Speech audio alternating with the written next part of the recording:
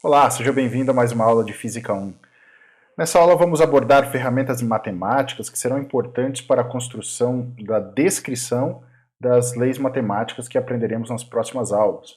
Vamos aprender a trabalhar com um novo tipo de grandeza e com uma álgebra específica para esse tipo de grandezas, que são chamadas vetores.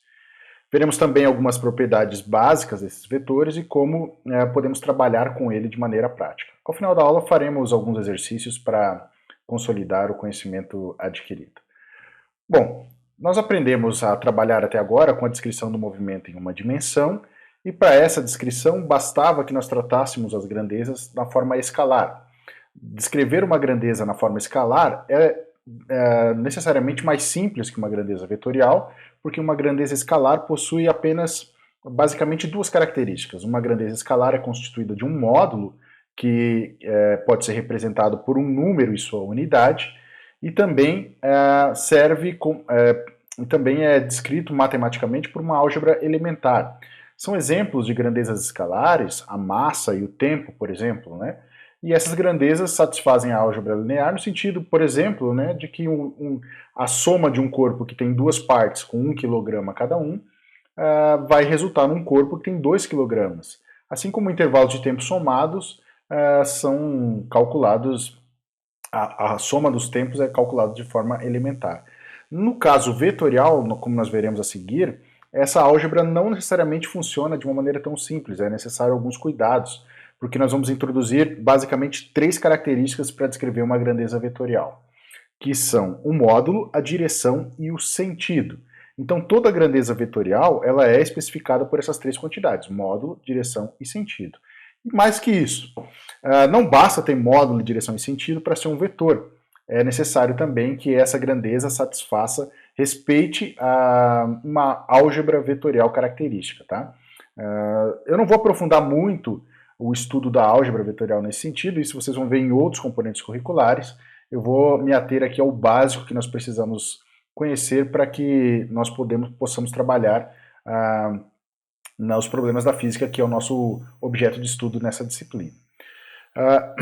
Então, para citar aqui alguns exemplos de grandezas que são representadas por vetores, eu posso citar, por exemplo, a posição, a própria posição, ela é um vetor, porque não basta que você indique uma distância, né? É necessário que você especifique qual é a direção, assim como a velocidade, que pode ter uma direção no eixo X, no eixo Y, até no eixo Z, e também o sentido, né? É diferente você marcar uma direção da esquerda para a direita e da direita para a esquerda.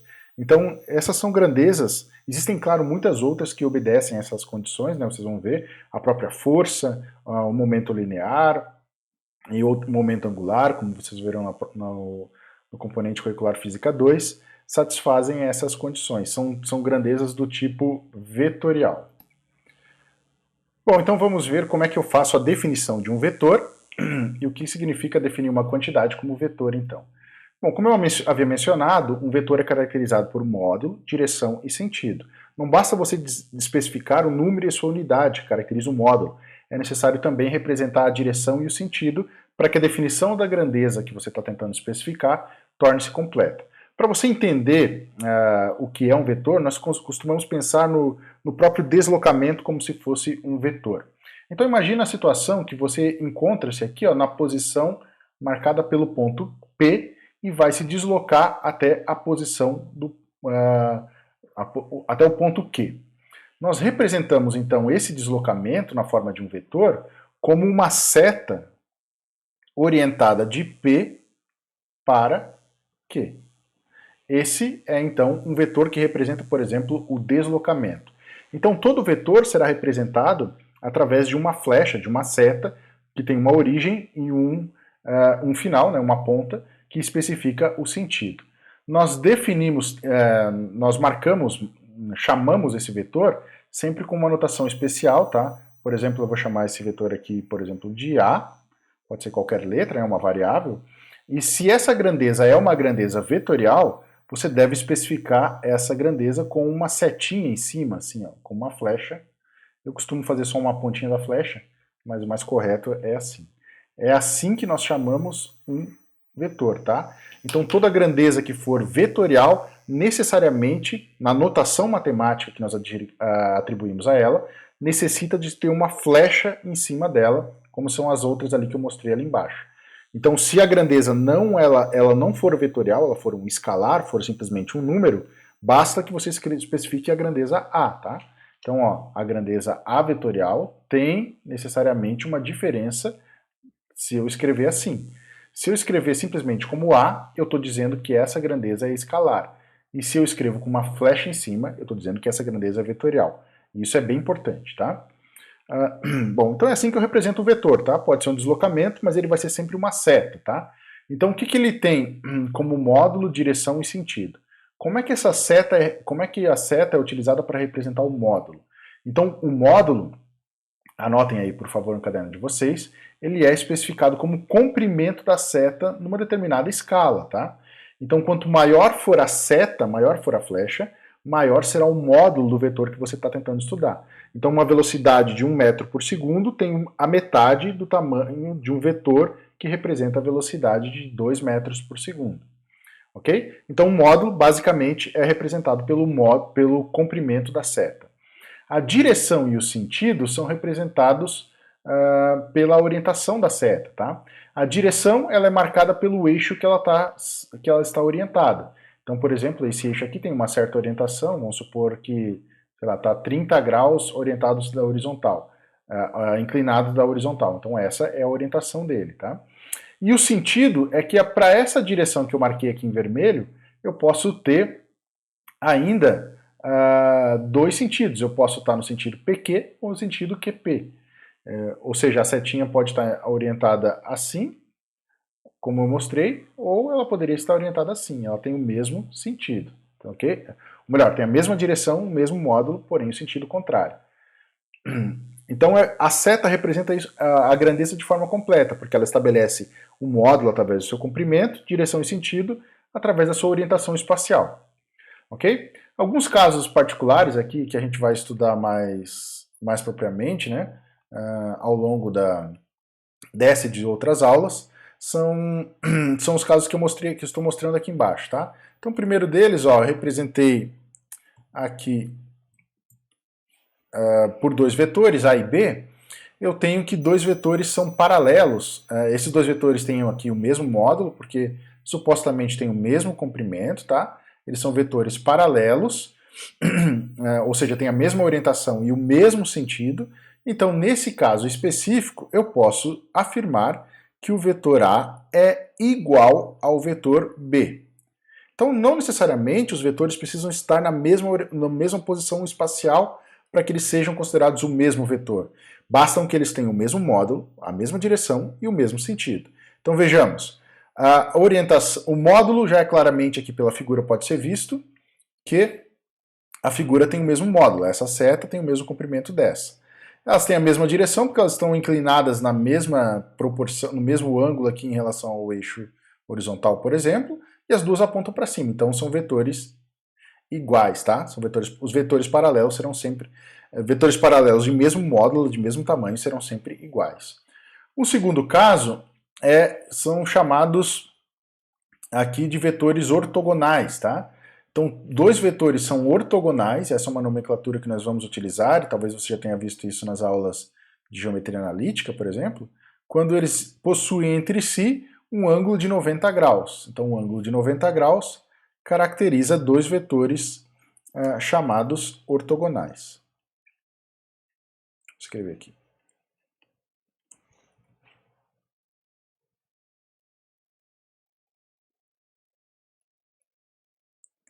Ou perpendiculares, tá?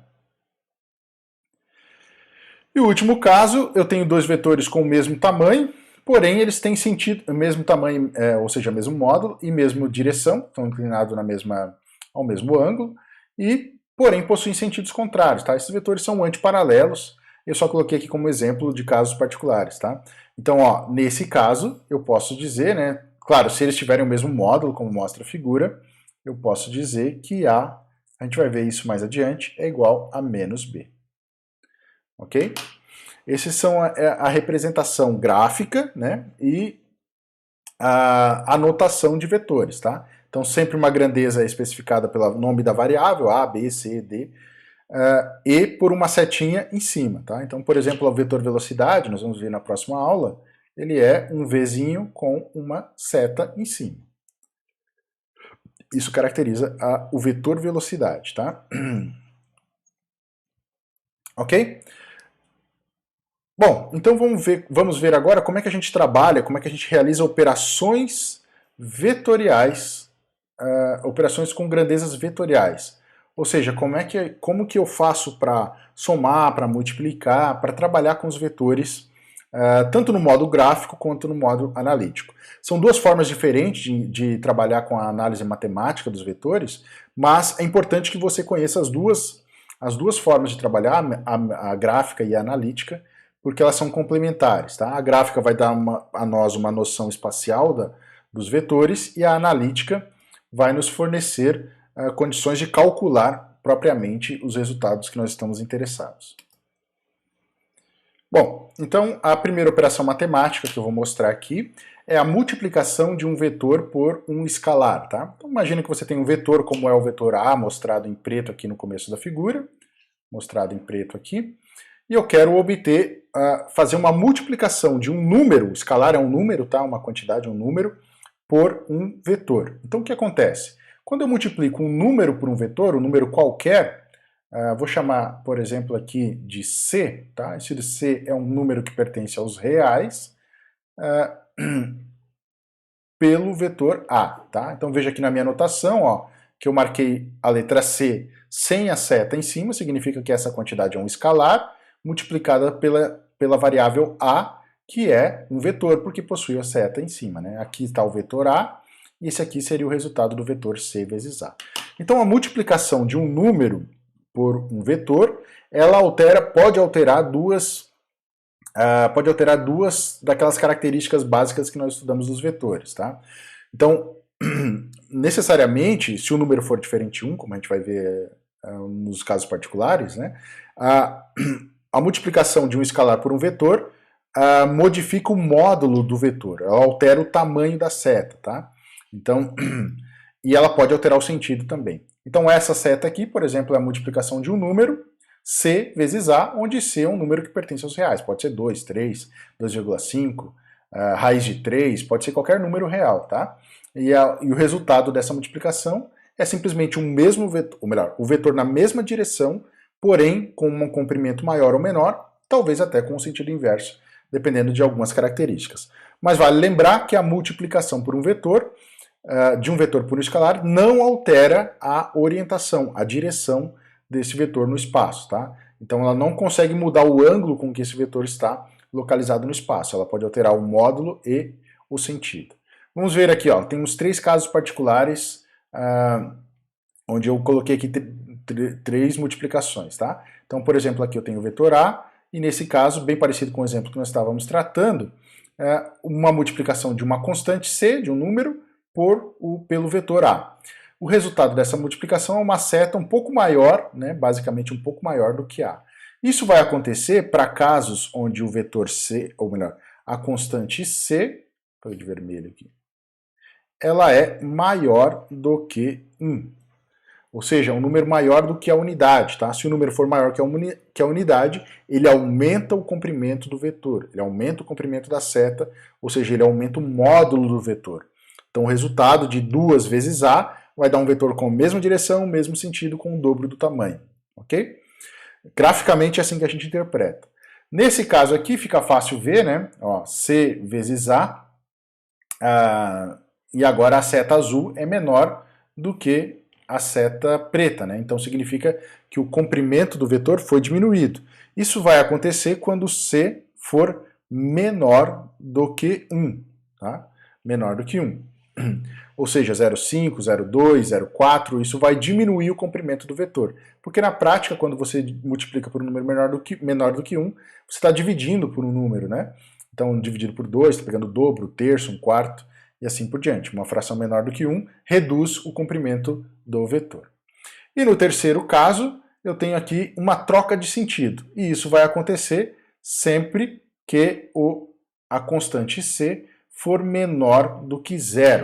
Ou seja, se eu multiplico um vetor por um número negativo, o resultado dessa multiplicação é um vetor que tem a mesma direção, mas terá o sentido oposto.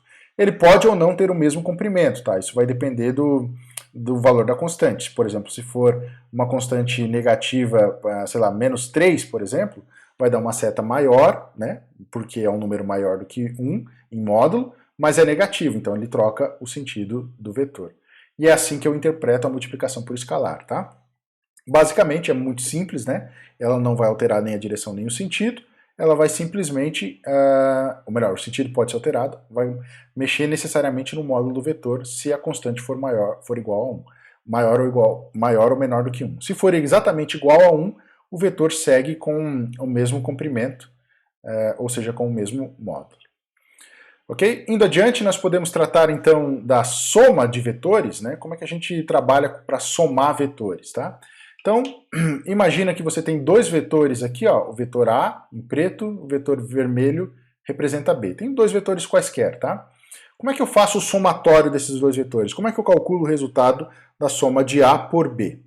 Então, o resultado dessa soma vai dar um terceiro vetor, o resultado da soma de um vetor é um vetor também, que eu vou chamar de C. E como é que eu realizo essa soma, tá?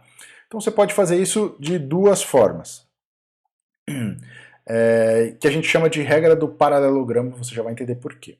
Então o que eu faço? Eu pego mantenho o primeiro vetor na orientação e sentido que ele está, e projeto o segundo vetor no final do primeiro vetor. Ok?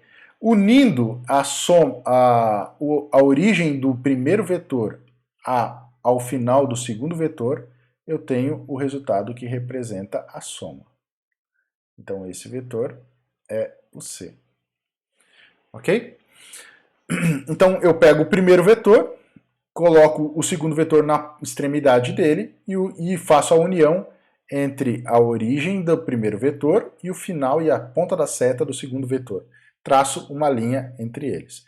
Isso é chamado de regra do paralelogramo porque se eu fechar a figura aqui no sentido inverso, eu tenho um paralelogramo formado. Quer ver?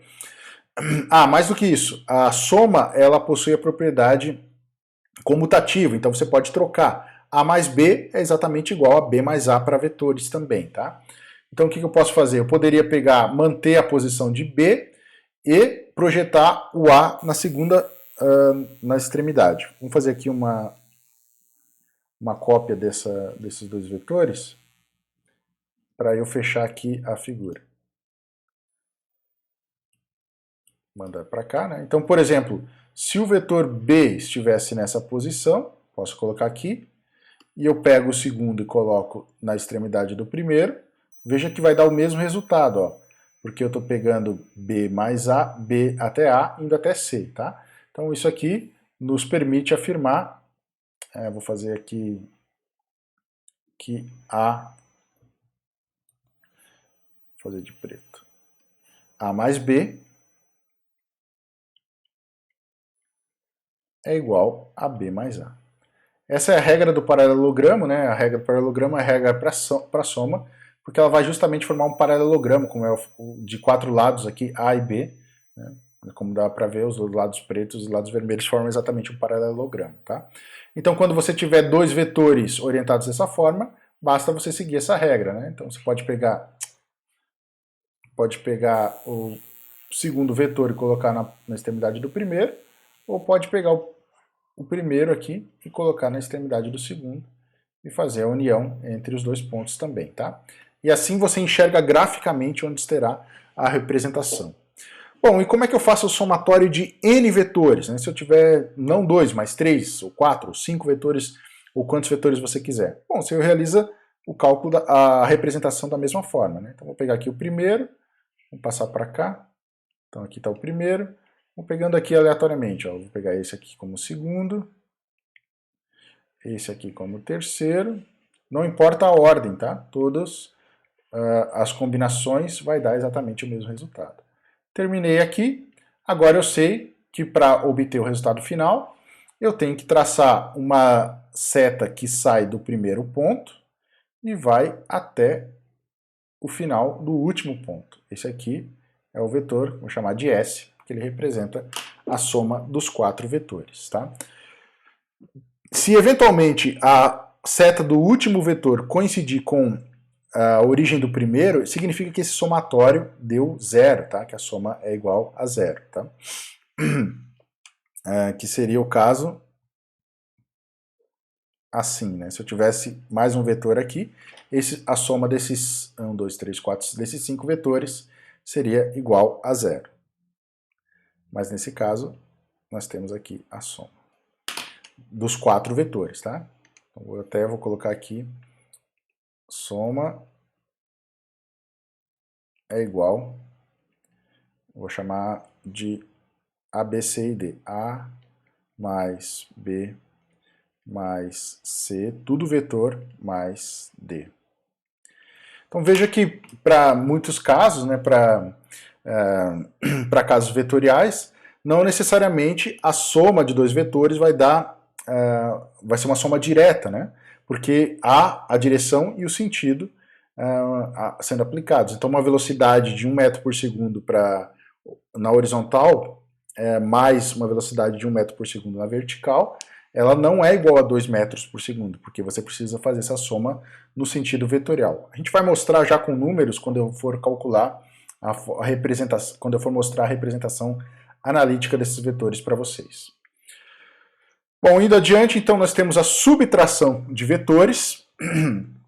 A gente trabalha de maneira bem parecida, né, com a subtração, com a consideração de que subtrair dois vetores é a mesma coisa que somar um vetor que tem o sentido invertido. Né? Então, A menos B igual a C, que seria uma subtração de A por B, como é que eu faço? Eu posso trabalhar simplesmente como essa subtração escrita na forma de uma adição. Então, ó, A mais um vetor menos B. Agora, lembra que lá no início eu mostrei que um vetor menos B ele tem um sentido paralelo ao vetor B. Né? Se um vetor tem o sinal trocado por um número, multiplicado por um número negativo, como é o menos 1 no caso, eu posso fazer uma soma. Né? Então, como é que eu faço a representação gráfica da subtração? Bom, ela é bem simples também. Vou escolher aqui uma outra cor. Só que você tem que tomar um cuidado a mais. Quando você for fazer a subtração de vetores, o vetor que tem o sinal negativo, que no caso é o B aqui, né? Você tem que observar que como ele está negativo, você deve trocar o sinal de B, ou seja, trocar a orientação, né? Então, se esse vetor aqui é o B, esse vermelhinho é o B, esse verde, supondo aqui que tem o mesmo tamanho, será o menos B. Opa. B e menos B. São dois vetores que têm a mesma direção, o mesmo módulo, porém sentidos opostos. E aí eu realizo a representação da soma, como a gente já vinha trabalhando. Eu coloco aqui, vai ficar um pouco carregado aqui. Vou fazer assim.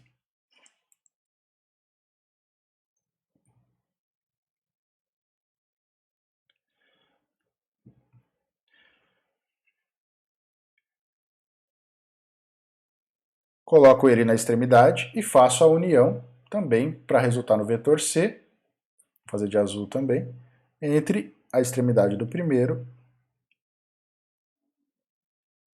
e o final. Então esse negócio aqui, esse terceiro vetor, C, ele é igual a A menos B.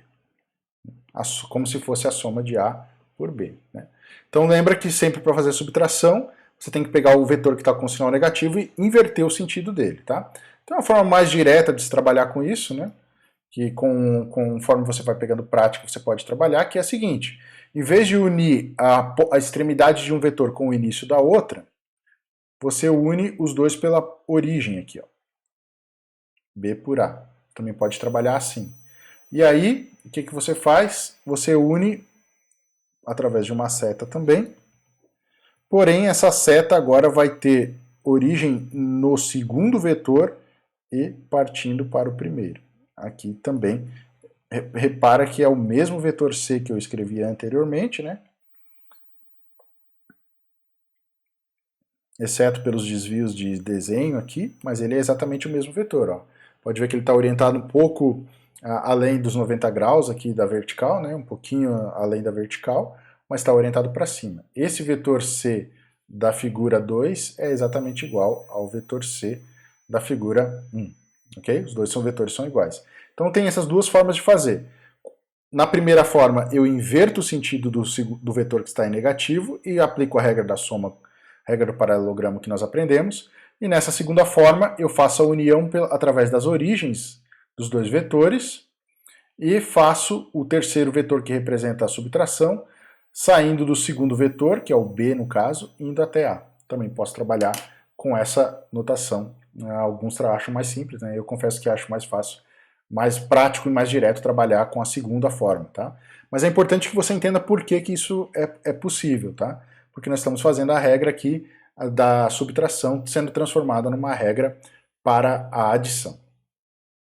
Indo adiante, então, nós vamos trabalhar agora com a representação analítica. Então, tudo que nós aprendemos nessa aula até esse momento, né, desde o início até esse momento, serve para tratar com vetores na forma gráfica. Né?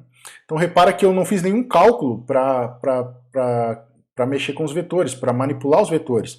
Tudo que eu fiz é na forma gráfica. Então, se eu quisesse calcular um módulo no vetor, eu teria que pegar uma régua lá e medir o comprimento desse vetor naquela escala de medida que eu estou fazendo. Mas existe uma forma matemática, algébrica, analítica, que permite que nós possamos calcular várias quantidades dos vetores. Tá? É a representação analítica, vocês estudam amplamente isso em geometria analítica. Nós vamos ver aqui algumas propriedades básicas de operações matemáticas e representação dos vetores em sua forma analítica. Bom, então para você fazer uma representação analítica, é necessário projetar o vetor que nós queremos estudar no plano cartesiano. Então temos ali, por exemplo, o vetor A representado na figura, aqui no início, né, esse vermelho. Nós temos então o vetor A representado no eixo cartesiano, caracterizado aqui em duas dimensões por x e y.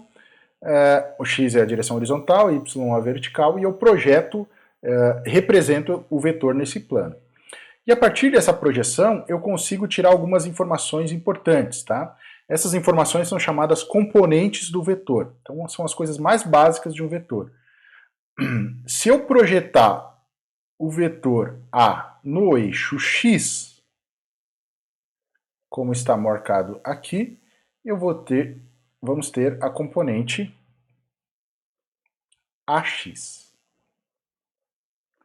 E se eu projetar no eixo y, ou seja, a projeção do vetor A no eixo y é a componente AY, tá?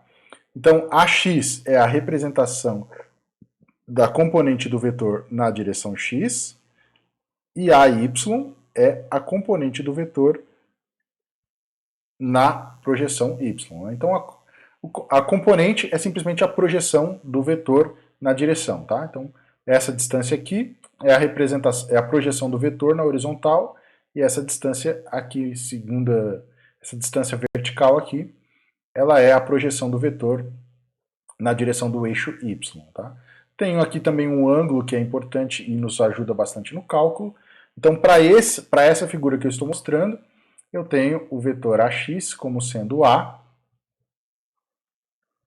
cosseno de θ e B a seno de θ. Lembre-se da trigonometria, né, da geometria do triângulo retângulo. A y aqui é o cateto oposto ao ângulo, portanto eu represento através de um seno, e AX é o cateto adjacente, que está colado aqui no ângulo, por isso eu represento pela função cosseno. E A é o tamanho do vetor, ou seja, é o módulo do vetor, é o tamanho dessa seta. Tá? Então imaginando que um vetor tem módulo a projeção x vai ser A cosseno θ e y é A seno θ. Não decorem essas fórmulas, porque vocês vão ter que olhar cada ângulo que é fornecido em cada situação para poder descobrir qual é o ângulo exato, a função trigonométrica exata que você precisa utilizar, se é cosseno ou se é seno. Tá? Repara que nessa figura o vetor não está representado na origem, né? Isso não é necessário. Eu posso ter o vetor em qualquer posição, as componentes são calculadas de forma direta aqui, né, medindo o componente x e o componente y.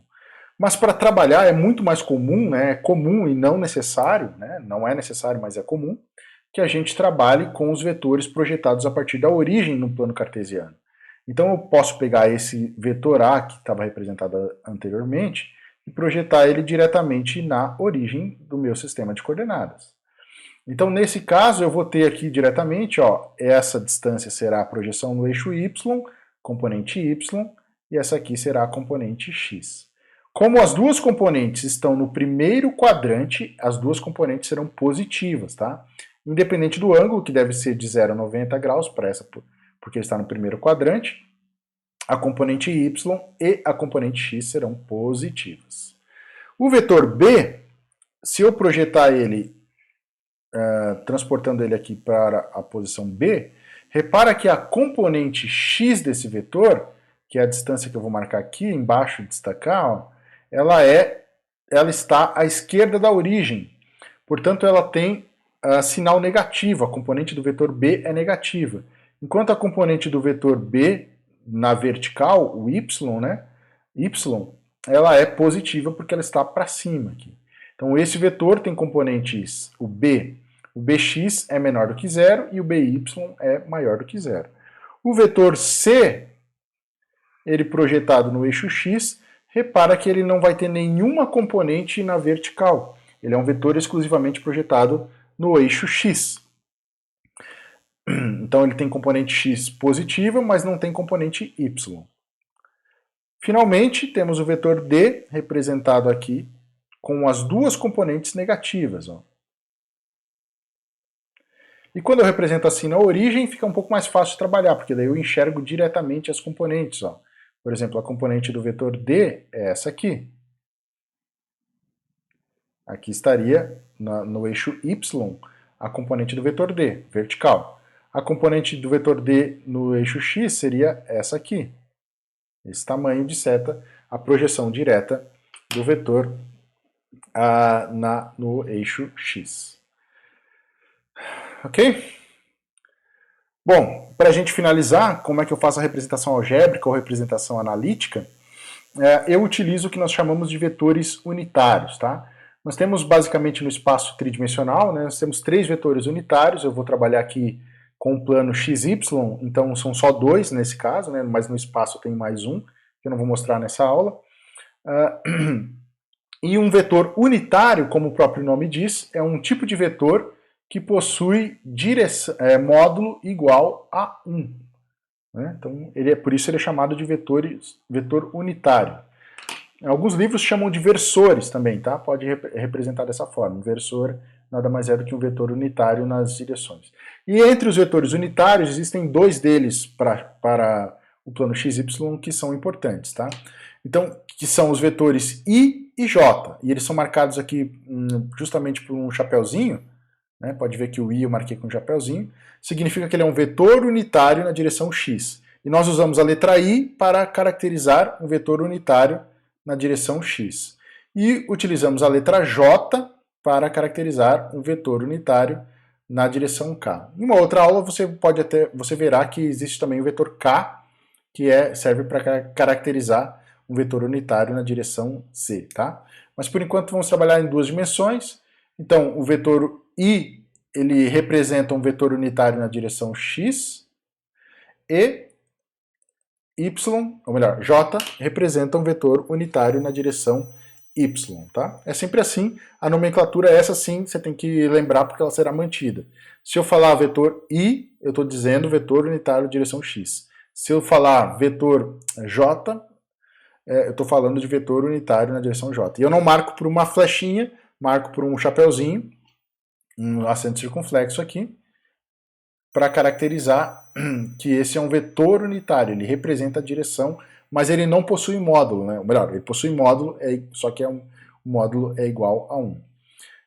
E por isso eu consigo caracterizar, com a ajuda desses vetores unitários, qualquer vetor no espaço, com os vetores unitários e as componentes.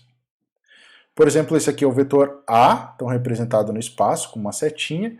e eu posso representar analiticamente, algebricamente, da seguinte forma.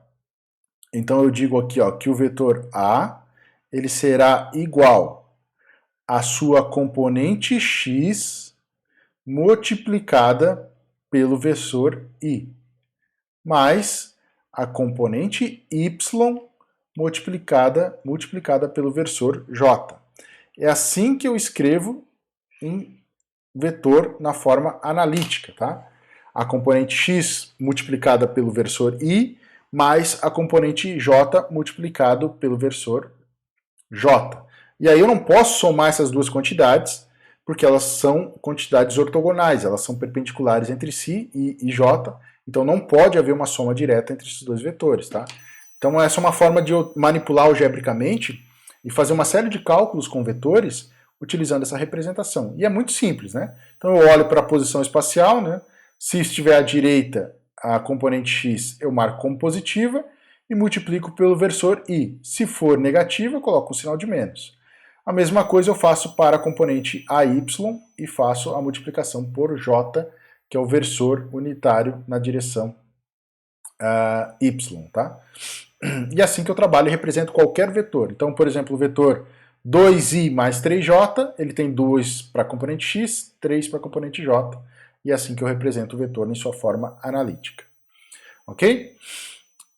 Ainda adiante, nós podemos calcular o módulo de um vetor, né, utilizando a representação analítica. Então, a partir da representação analítica, eu posso obter qual é o módulo de um vetor qualquer. Né? Então, aqui eu escrevi uma representação gráfica do vetor, que é a figura. As componentes são mostradas na figura também. E aqui está a representação algébrica, a representação analítica. Tá? Então, eu faço a representação assim. Se eu escrever simplesmente essa equação, você tem que saber que isso representa um vetor projetado no espaço com determinados componentes, tá? Não falei anteriormente, mas a multiplicação é I e J, né? Justamente pelos vetores terem módulos 1, módulo 1, o I, tanto o I quanto o J, a multiplicação de 1 ela é neutra na multiplicação, né? O número 1 ele é o elemento neutro, então ele não afeta o resultado dessa componente. Então, como é que eu faço? Veja que aqui, para obter, por exemplo, um módulo do vetor a partir das componentes. Veja então que eu peguei essa representação que eu tenho aqui no vetor e extraí um triângulo retângulo. Né? Repara que eu tenho um triângulo retângulo formado pelos catetos AX e AY e pelo módulo que é A. O módulo, então, vai representar a hipotenusa do triângulo retângulo sempre. Tá? E nós calculamos, então, o módulo da seguinte forma.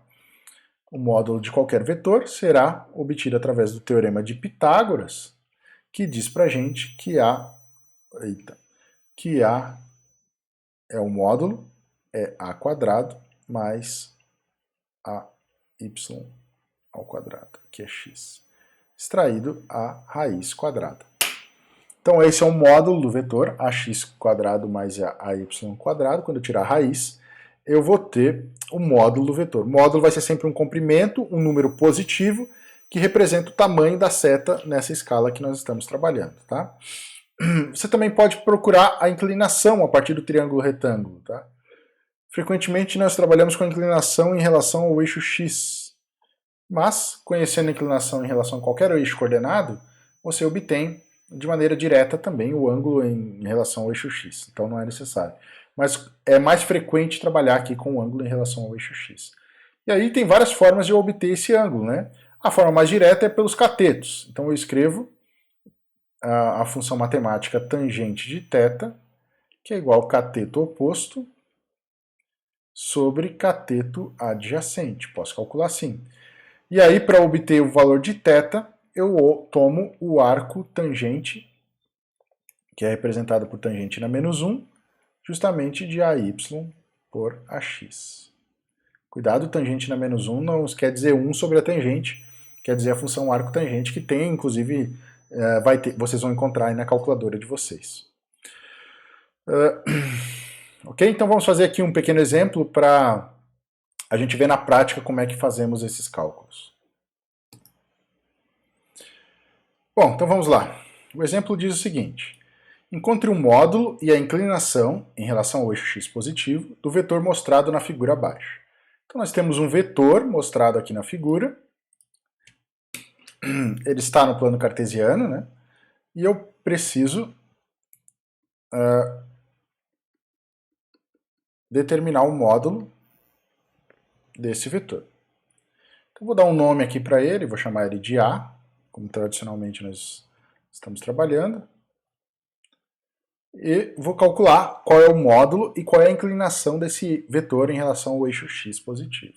Então veja, para obter as componentes, basta que eu olhe para a figura, né? Então vamos ver aqui qual é a projeção do vetor A. Então veja que o vetor A está projetado no eixo x em 4 unidades. Então AX é igual a 4, tá? Aqui eu não vou colocar unidade porque o sistema não está mostrando para a gente, tá? 4 unidades de comprimento. E na direção y, eu projeto o vetor lá em y e calculo as unidades, né? Então, isso aqui é 2, aqui é 3. Então, esse vetor tem 3 de componente. Agora que eu tenho as duas componentes, eu posso escrever esse vetor em sua forma analítica. Então, eu escrevo assim, ó, 4i. Isso quer dizer que esse vetor tem 4 unidades na direção x. Mais 3j. Esse vetor tem 3 unidades na direção j. E agora como é que eu calculo então um módulo? Eu faço a ao quadrado, melhor, raiz quadrada, já tirando a raiz, né?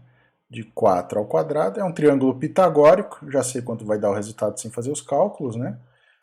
Porque 4 ao quadrado mais 3 ao quadrado vai dar 25, 16 mais 9, né?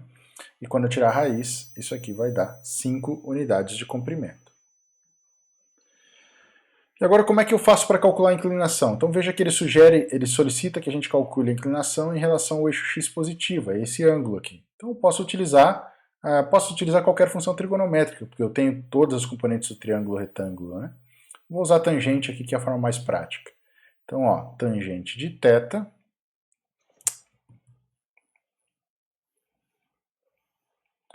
é igual ao cateto oposto sobre cateto adjacente. Cateto oposto ao ângulo é o vertical, é o eixo y. Então, 4. Melhor, 3, perdão, 3. Sobre cateto adjacente, que é 4. Então vai dar θ igual a tangente na menos 1 de 3 sobre 4, que é 0,75. Θ igual, vou fazer isso aqui, tangente de 3 dividido por 4,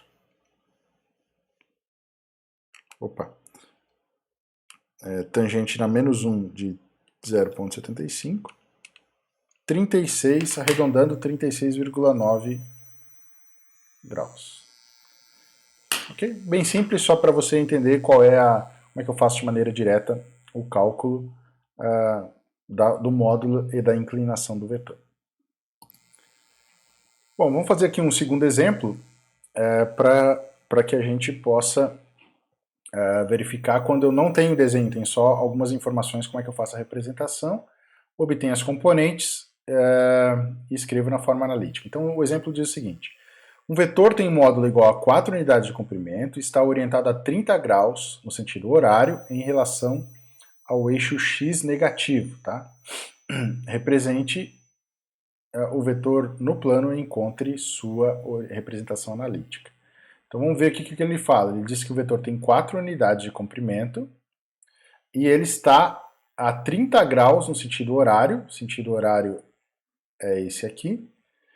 Em relação ao eixo x negativo. O eixo x negativo é essa parte aqui. Então eu sei que ele está a 30 graus nessa orientação. Então seria um vetor assim.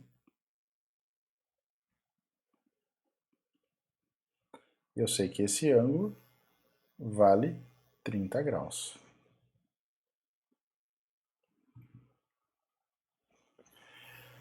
Agora a gente pode determinar, né, eu já sei que o vetor tem 4 unidades de comprimento, né? Esse é o módulo dele. então já posso calcular aí de forma direta as componentes, tá? Então veja, ó, repare que o vetor A vai ter componente x negativa, mais componente y positivo, tá? Então você tem que tomar cuidado com o seguinte, o ângulo que nós aprendemos lá na definição, que é AX, que é a componente x, vai ser sempre A cosseno de θ, ele precisa ser medido em relação ao eixo x positivo, tá? Eu sei que esse ângulo, pela figura, vale 150 graus. Aí eu posso utilizar a definição direta, tá? 150 porque é um ângulo raso, 180 menos 30 vai dar 150.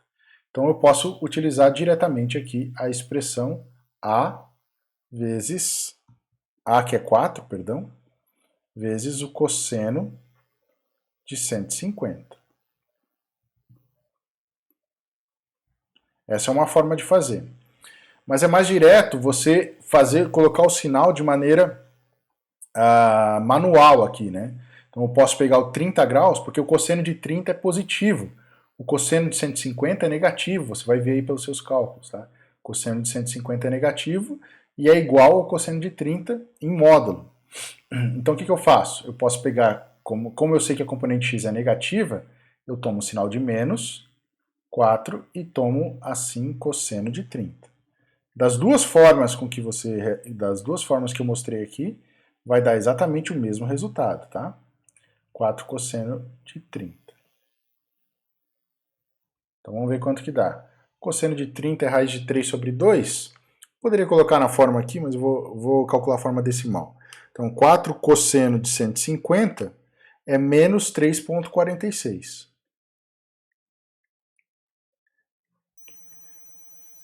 E se eu fizer unidade de comprimento? E se eu fizer 4 vezes cosseno de menos 4 vezes o cosseno de 30, eu vou obter exatamente o mesmo resultado, tá?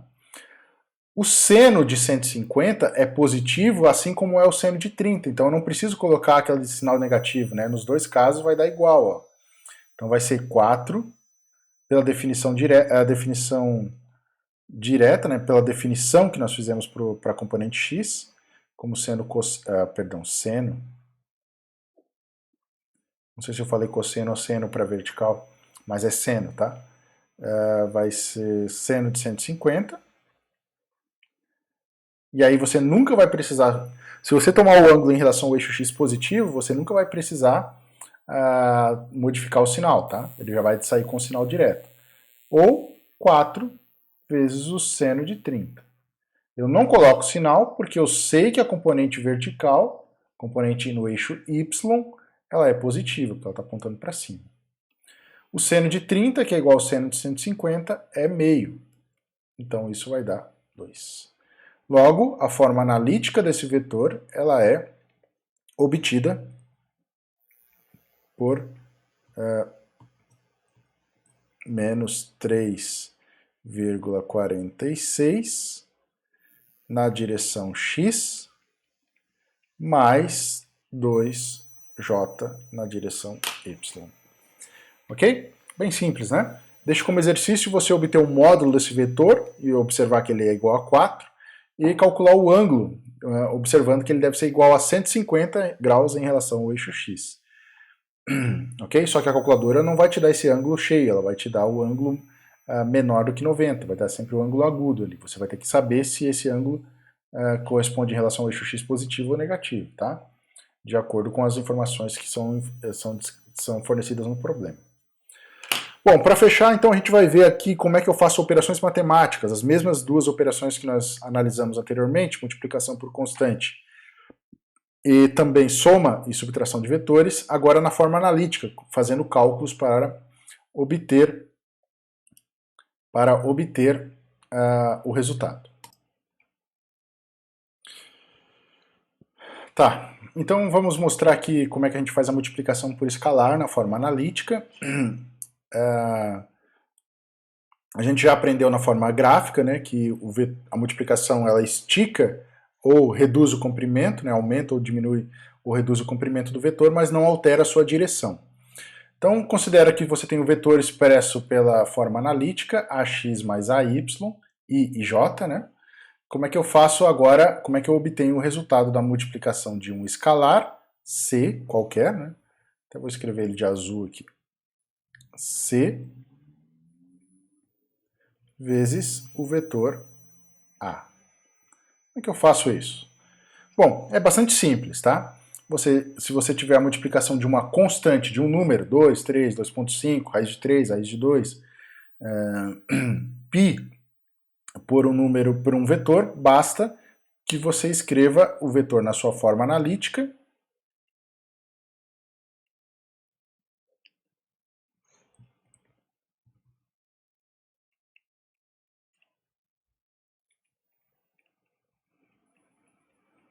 AXI mais AYJ, lembrando que são vetores unitários, e você aplique a propriedade distributiva aqui. Então C vai multiplicar a componente AX e C vai multiplicar a componente AY da mesma forma, né?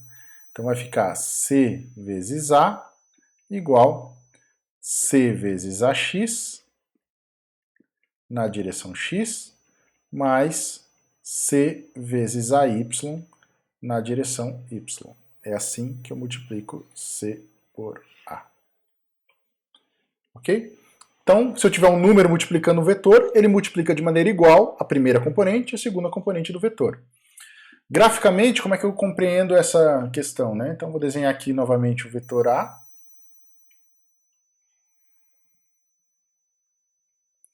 Lembra que a multiplicação por escalar não altera a direção do vetor, pode alterar o sentido, né? Vou imaginar aqui que a constante C é positiva, não é necessário, mas vamos supor que ela vem aqui, e ela é maior do que 1, aumentou o comprimento do vetor. Então, repara o seguinte, ó, a componente que eu tenho para C, C é o azul e A é o vermelho.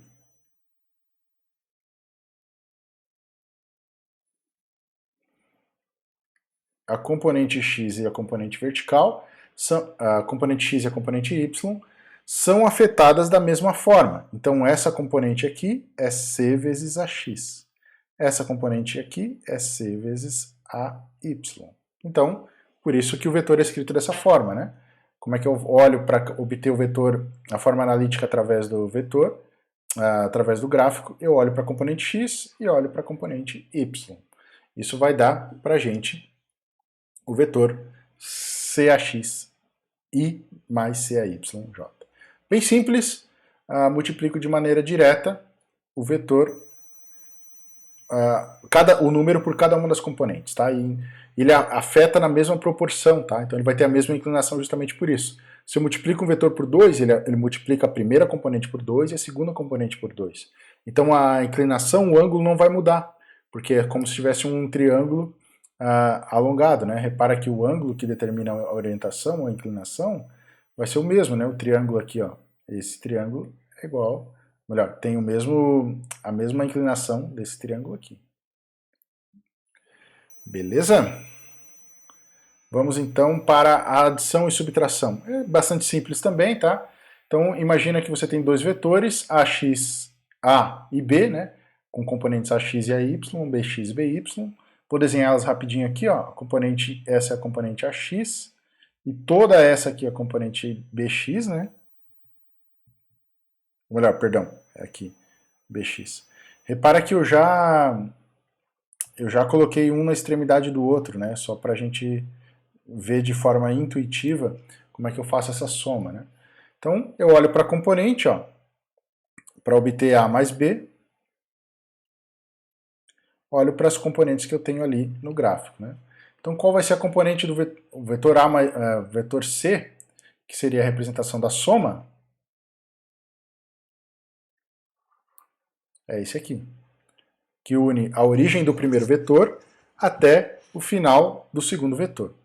Então, eu faço a soma dos dois e eu obtenho como componente x, ó, vai ser toda essa distância. Então, é ax mais bx.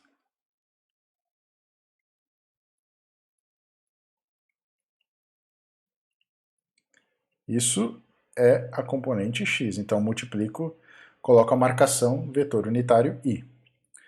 A componente y vai ser AY mais BY. Né? Essas duas componentes. E eu faço a mesma coisa, então. AY mais BY.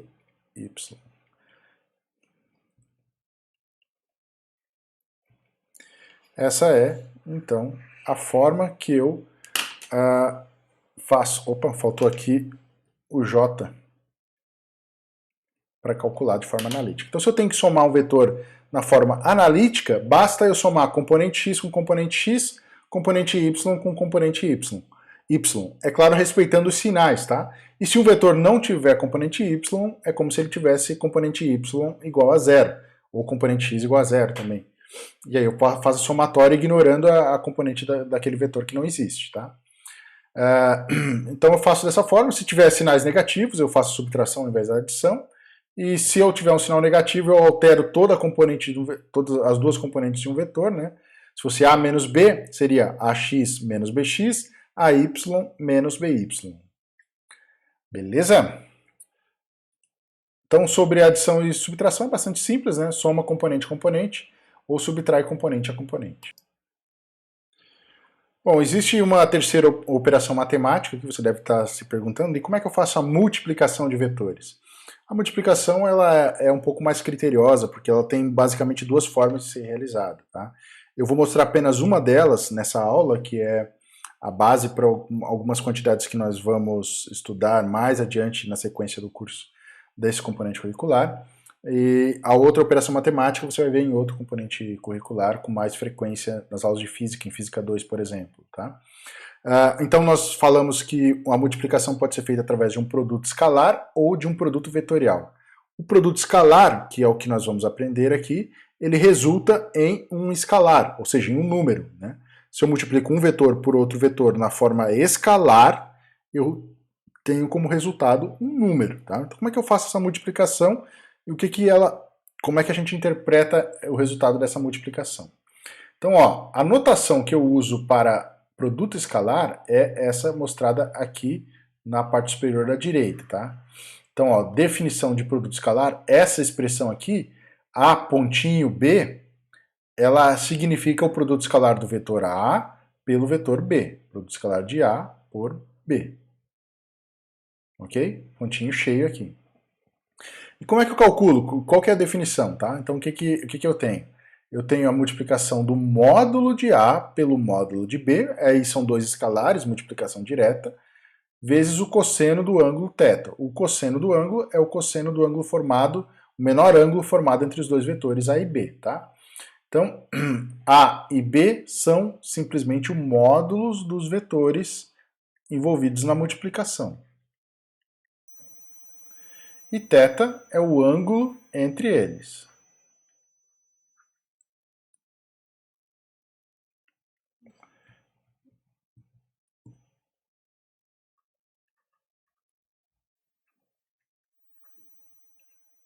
Ângulo entre eles, tá?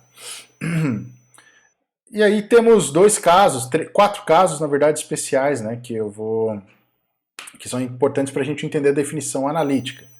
Veja o seguinte, se eu multiplico I por I ou J por J, repara que tanto no I por I quanto no J por J, os dois vetores vão ser perpendiculares, ortogonais, vão ser paralelos, né?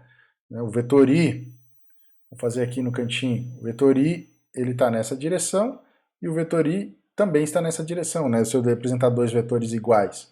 Ou seja, o ângulo entre eles é zero. Então fica o produto dos módulos, só que o módulo de um vetor unitário é 1. Então ficaria 1 vezes o cosseno de zero, que é igual a 1. Ou seja, 1 vezes 1 vezes 1. Então, tanto para I por I e J por J, o resultado dá 1. Né? Se eu multiplico I por I ou J por J, o resultado vai dar 1. Né? O produto escalar de dois vetores perpendiculares é sempre igual a zero. Lembre-se disso, o produto escalar de dois vetores ortogonais é sempre igual a zero. E o produto escalar de dois vetores paralelos, ou ele por ele mesmo, no caso, é sempre igual ao produto dos módulos. Né? Dois vetores unitários paralelos será sempre igual a 1. Então, já falei, né, I por J vai ser sempre zero, porque independente dos módulos, que eu até sei que são iguais a 1,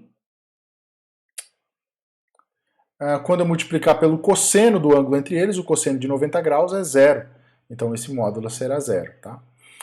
Aí a definição analítica você pode também aplicar a propriedade distributiva aqui, fazendo as multiplicações. Só que você vai chegar em dois casos que você vai ter termos igual a zero, I por J e J por I. Em outros dois casos você vai ter igual a 1, né? Então a multiplicação fica mais simples sendo pensada assim, ó. A escalar B vai ser o seguinte, vou fazer aqui só a primeira, ó. Eu pego AXI vezes BXI, então dá AXBX I por I. AX, BX, I vezes I. I vezes I é 1. Depois, quando eu fizer AX por BY, esse resultado vai dar zero, então não preciso nem colocar aqui. E quando eu fizer AY por BX, também vai dar zero, não vou colocar. Vou colocar só o último, ó, AY, BY. Então essa é a definição do produto escalar de dois vetores, tá? Então o produto escalar pode ser calculado da seguinte forma, você multiplica componente x por componente x, componente y por componente y e soma todos os resultados no final. Multiplica faz o produto de cada componente e soma tudo no final, você vai ter o produto escalar entre dois vetores, tá? Então essa é a multiplicação escalar entre dois vetores. Para interpretar, a gente tem que falar um pouquinho sobre o ângulo formado entre esses dois vetores, tá? Porque nós temos aqui, por exemplo, os dois vetores A e B, e ele é formado por um ângulo. Se você define o produto escalar como a gente fez ali anteriormente, né, dessa forma aqui, eu posso utilizar o produto escalar para obter o ângulo formado entre esses dois vetores. E o ângulo entre dois vetores é calculado pelo produto escalar simplesmente isolando o cosseno, tá? Então vou passar os módulos ali para baixo. Então essa é uma regrinha que vale até se lembrar, ó. O cosseno de dois ângulos é o produto escalar de A por B, dividido pelo produto dos módulos. Lembra que o módulo é um escalar, um número, então a multiplicação é direta, né? E aqui embaixo eu coloquei como é que calcula os módulos, para você não esquecer, que é obtido através do teorema de Pitágoras. E o produto escalar, como mostrei antes, componente por componente, e soma tudo no final. Ok? Bom, vamos ver um exemplo dessa última parte para a gente fechar a aula de hoje. Bom, então esse é o terceiro exemplo, ele diz o seguinte. Os três vetores na figura têm módulos A igual a 3 metros, B igual a 4 metros e C igual a 10 metros. Θ igual a 30 graus. Então tem que olhar para a figura ali para ver onde estão os três vetores e o ângulo. Determine a expressão analítica de cada um dos três vetores. Então vamos ver como é que eu faço para obter a expressão analítica desses três vetores. Vamos lá. Então, ó, é bem simples, né? Vou começar fazendo aqui embaixo o vetor A.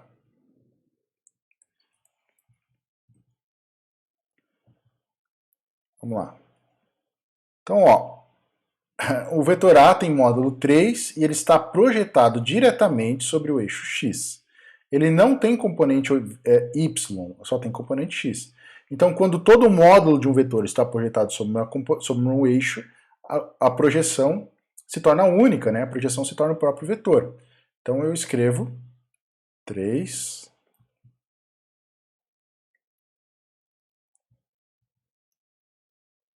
0,00 I. Ok? Esse é o vetor A, a expressão analítica do primeiro vetor.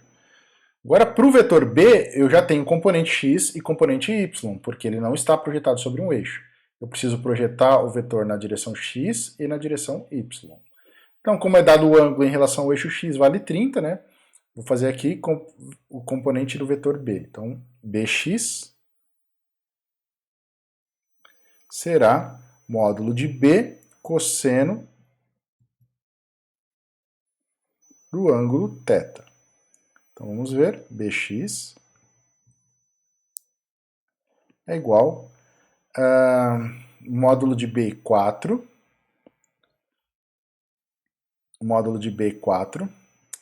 vezes o cosseno de 30 graus.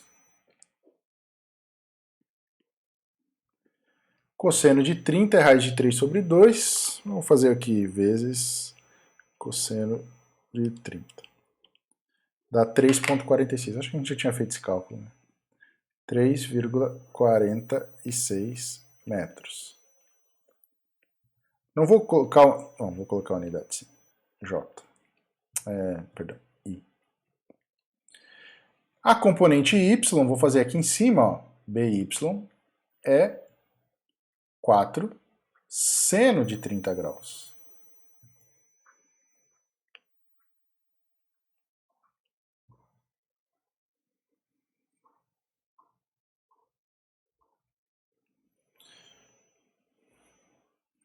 E o seno de 30 é meio, então BY é igual a 2. Logo, o vetor B, ele tem componentes... Opa, aqui não tem esse 2 metros.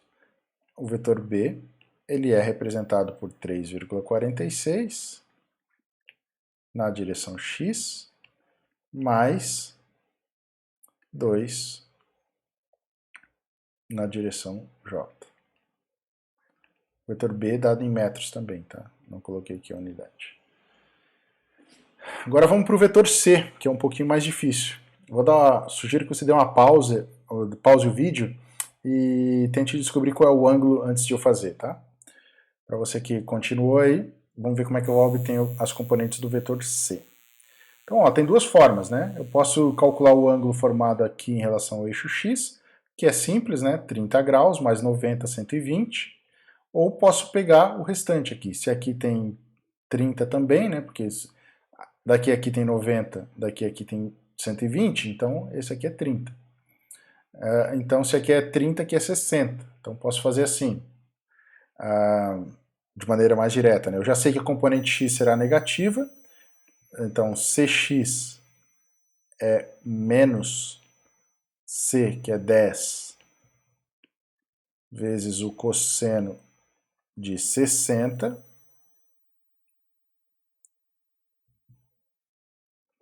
ou posso fazer 10 cosseno de 120. Lembra que se você precisa colocar o sinal se você olha para o ângulo suplementar, que é menor que 180. O ângulo que falta para chegar a 180. E se você olha o ângulo cheio em relação ao eixo x, não precisa colocar o sinal. Então, Cx, cosseno de 60 é meio, né? Então vai dar menos 5. Se você fizer 10 cosseno de 120, você vai obter menos 5 direto também. Menos 5 metros. E Cy vai ser 10 seno de 60.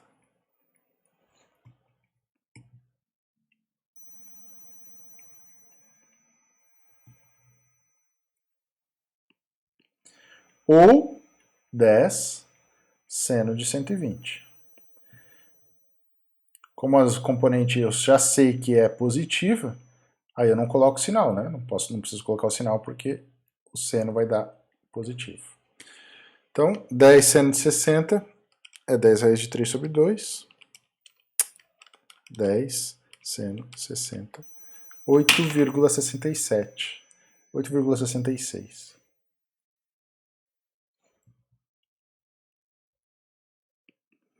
Metros.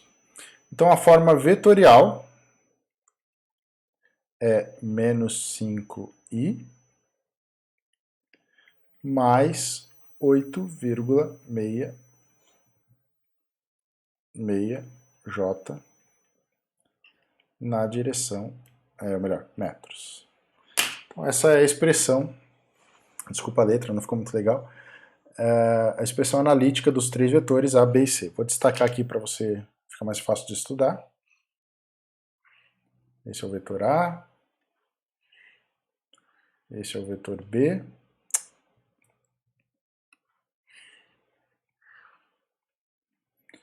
e esse é o vetor C.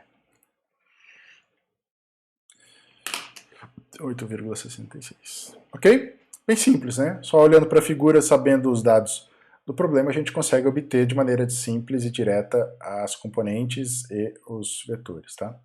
E a forma analítica. Ah, aqui poderia ser dado esse ângulo, você pode fazer isso também, só que aí vai inverter, ó.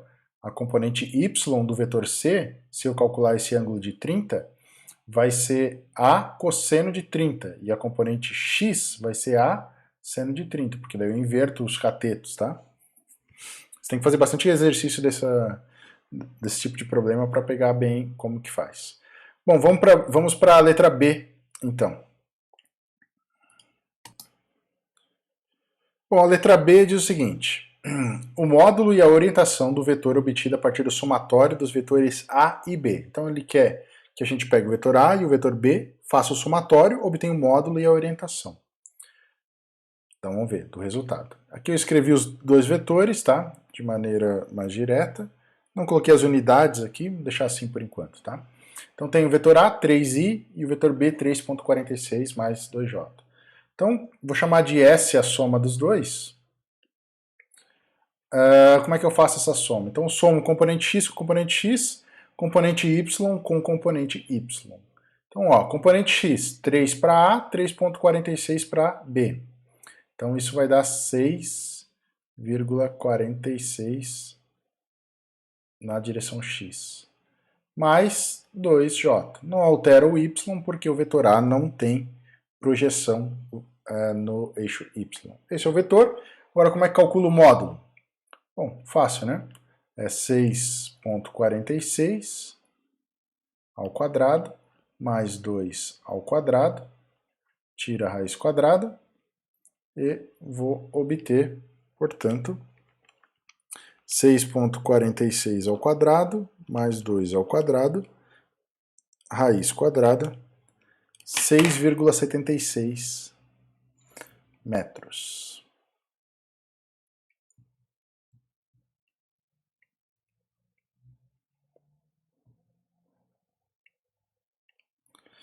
Vou desenhar aqui, só para a gente ter uma noção de onde está esse vetor, x e y. As duas componentes são positivas, então o vetor está no primeiro quadrante.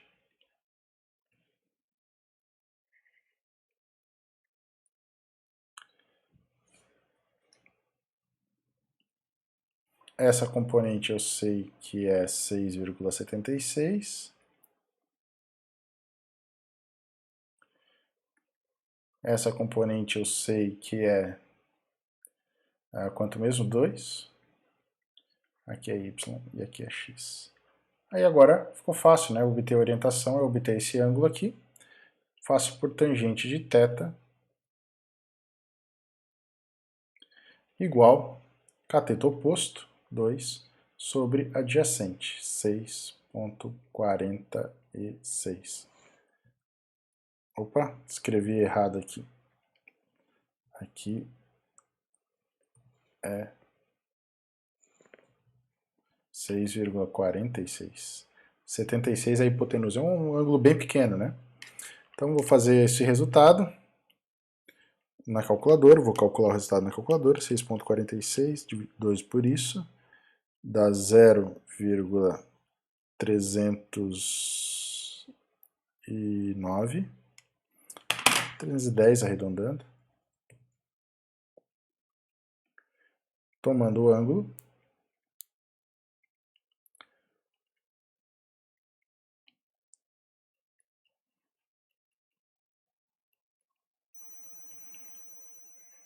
temos tangente, arco tangente, 17,2 graus. Ok. Bom, isso resolve, então pede aqui o problema, solicita no seu enunciado, né? E acho que tá bom para a gente compreender como é que soma vetores e como é que trabalha com suas expressões. Vou deixar como exemplo, como exercício aqui, você calcular o ângulo entre os vetores A e B, para você mostrar que o ângulo formado entre eles é 30 graus. É bem simples, né? Você vai calcular através do produto escalar dos dois vetores, como eu mostrei ali no conteúdo durante a aula. Só para finalizar essa parte de produto, que acabou não sendo calculada aqui. Tá bem? É importante que você resolva alguns exercícios para criar familiaridade com esse problema, embora não seja assim o foco da física. o conhecimento sobre essas operações matemáticas é bastante importante para a sequência do nosso conteúdo, tá bem? Vou encerrar a aula por aqui, nós nos vemos numa próxima aula. Valeu!